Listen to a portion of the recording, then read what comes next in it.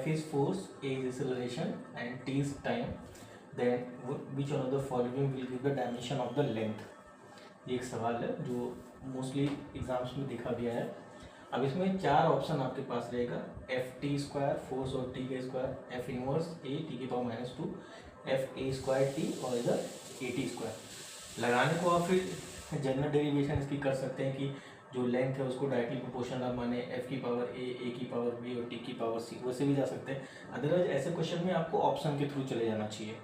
ठीक है, तो आप जनरली ऑप्शन पकड़ो, कोई भी एक ऑप्शन पकड़ लो। आप समझ लीजिए यहाँ से कि अगर यहाँ पे एफ टी स्क्वायर, इसका मतलब इस टर्म में मास का टर्म आएगा जरूर, क्योंकि फोर्स की जो डायमेंशन होती है वो फोर्स कितना हो जाता है ml टी पावर -2। तो इस टर्म में आएगा ही आएगा, क्योंकि कहीं भी मास से डिवीजन नहीं किया गया है। ठीक है, तो मास से अगर डिवीजन नहीं तो मास का टर्म आने वाला है, लेंथ के टर्म में मास नहीं आ सकता है। इसमें भी फोर्स है, अपॉन में है, लेकिन ऊपर ऐसा कोई टर्म नहीं जिससे कैंसिल हो जाए।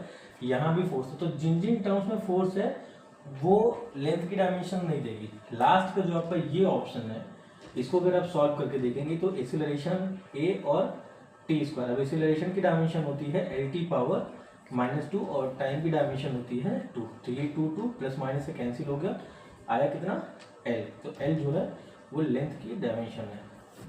इसका मतलब आपका डी ऑप्शन करेक्ट है।